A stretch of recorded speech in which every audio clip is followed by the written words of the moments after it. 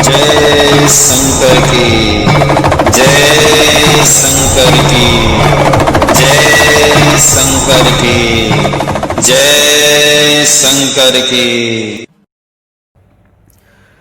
ओम नमः शिवाय।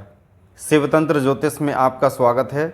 ज्योतिष एवं वैद्य सम्राट स्वर्गीय दरबारी लाल शर्मा जी के 5वीं पीढ़ी के तंत्राचार शास्त्री लोकेश पागल।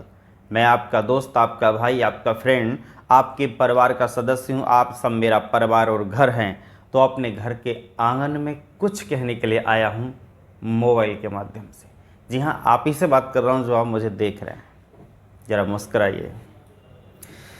और वही आपकी आवाज़ को, प्रॉब्लम को स्कैन करने का सिलसिला हमारा चल रहा है। जो सृष्टि में एक पहला तंत्र है, पहला ऐसा कोई तांत्रिक है जो आवाज़ को स्कैन करता है और प्रॉब्लम को।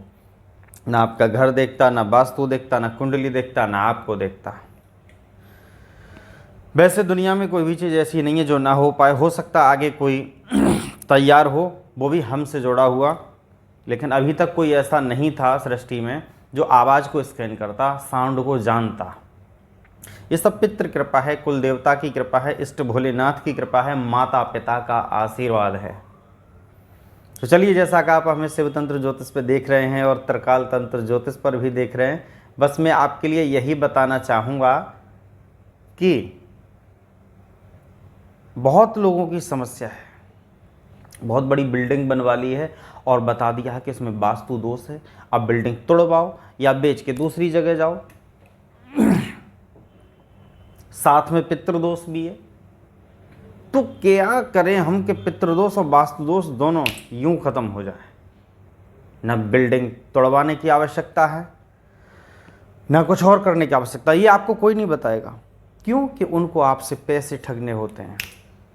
वो आपको ये चीज़ बता देंगे तो पैसे की कमाई कैसे करेंगे कि वास्तु का ये कराना पड़ेगा, पितृदोष का आपको ये कराना पड़ेगा, ये होगा वो होगा। लाखों कमाते हैं। लेकिन मैं आपको खुशी देखना चाहता हूँ, सुखी देखना चाहता हूँ। बिना पैसे की अरबों खरबों रुपए की बात आपको बता रहा हूँ, जिसका कोई मूल्य नहीं है, अमूल्य है। क्या आपने सोचा है पहले काल में वास्तु दोष और पितृदोष होता था क्या? नहीं। उसका एक कारण है।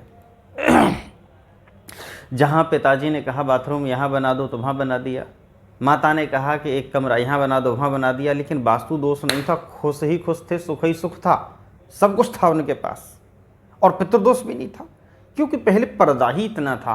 पितृदोष बनता है जो अपने बाथरूम में अंडर गारमेंट्स त्यागने के बाद नहाते हैं। डेफिनेटली 7 दिन के अंदर पितृदोष एक्टिव हो जाता है। जरूरी नहीं कि कुंडली में हो, ऐसा नहीं है। आप नंगा नहाना शुरू कर दीजिए, पितृदोष हो जाएगा, आपको खाक में मिला देगा। ये मैं स्टाम्प पेपर पर साइन कर सकता हूँ।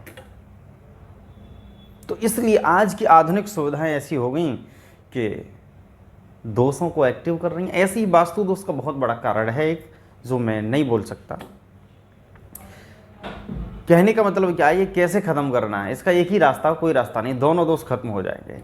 पहले तो ये आदतें भी चेंज करनी पड़ेंगी। अंडर गारमेंट्स त्यागने के बाद स्नान बिल्कुल भी ना बनाएं, पहन के ही बनाएं। कभी पितृदोष एक्टिव नहीं होगा, कुंडली में है तब भी नहीं होगा। एक नियम बना लीजिए कि एक मिट्टी का मटका ले आइए, उसमें जल भर के अपने घर के उत्तर कोने में या दक्षिण कोने में रख दीजिए। उसमें से डेली 1 लोटा तांबे का जल भरें और शिवलिंग को अर्पण करें। पितृदोष और वास्तु दोष खत्म हो गया है।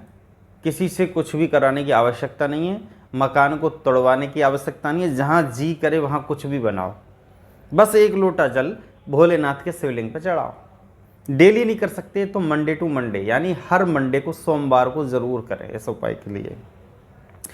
तो पितृदोष भी खत्म होगा और वास्तु दोष भी खत्म होगा। वास्तु कारक, उसमें जो आपकी एनर्जी इकट्ठी हो रही है मटके में, वो जा रही है। वास्तु मिट्टी से बनती है और मिट्टी से मटका बनता है। जल मिट्टी में, पात्र का जो बना हुआ है मिट्टी का पात्र, उसमें जो जल भरा है उसमें पितरों का स्थान होता है। उसमें से पितृ जल में, लोटे में आपके साथ शिवलिंग पे जा रहे हैं।